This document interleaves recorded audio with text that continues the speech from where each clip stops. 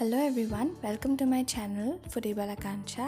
Azir mur channel eta notun recipe loi ahisu juntu hoise egg chop. Tente ahok azir recipe tu arambho koru. Egg chop bonaboloi moi yat 4ta medium size er alu boil kori loisu. Yat add kori moi eta horu size er piaz chop kora. 1/4 teaspoon ginger paste, 1/4 teaspoon garlic paste, 1/4 teaspoon haldi, 1/4 teaspoon dhania powder, half teaspoon kashmiri red chilli powder, aru nimok andas mote. Ekhini bhalkoi mix kori lom.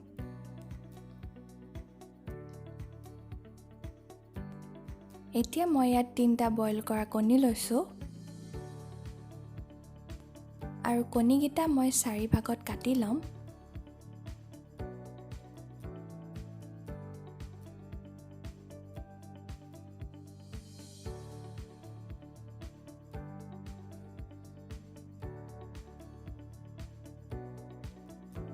এনেদৰে মই 3টা কণী 4 ভাগত কাটি ললো।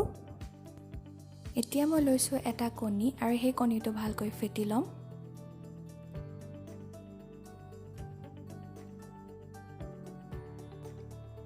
এতিয়া চাওক মোৰ ইয়াত আলুখিনি ৰেডি হৈ গ'ল।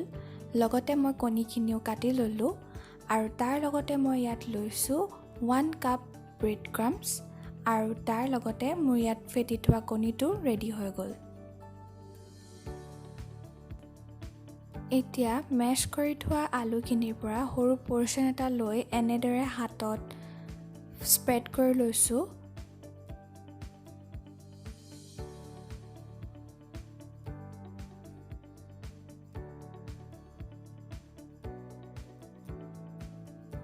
ইয়াতে মই কণীৰ পিচ এটা লৈ আলুখিনিৰ মাজত ষ্টাফ কৰি দিম।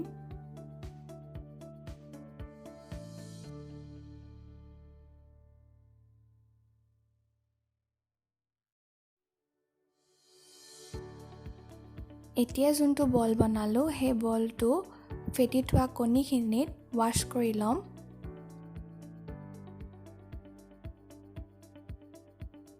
আৰু তাৰ পাছত ব্ৰেড ক্ৰাম্বছখিনিত কোট কৰি লম।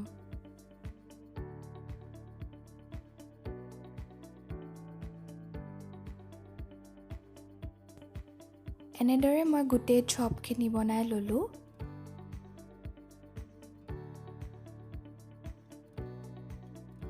এতিয়া মই 10 মিনিটৰ কাৰণে ফ্ৰিজত থৈ দিম ভালকৈ চপখিনি সেট হ'বলৈ। 10 মিনিট মানৰ পাছত মই কেৰাহী এটাত তেল গৰম কৰি লৈছো আৰু তাত এটা এটাকৈ চপখিনি দি দিম আৰু মই গেছৰ ফ্লেমটো ইয়াত একেবাৰে লোত থৈছো।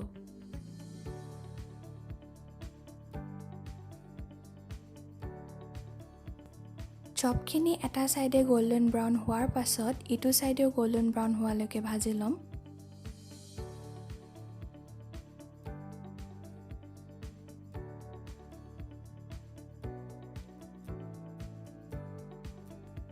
এয়া চাওক ভালকৈ গোল্ডেন ব্ৰাউন হৈ গ'ল।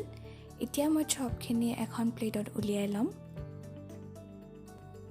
সো আজি এগ চপৰ ৰেচিপিটো এইটোৱে আছিলে আৰু আপোনালোকৰ যদি মোৰ ৰেচিপিটো ভাল লাগিলে তেন্তে লাইক কৰি দিব আৰু মোৰ চেনেলটো সাবস্ক্ৰাইব কৰিবলৈ নাপাহৰিব।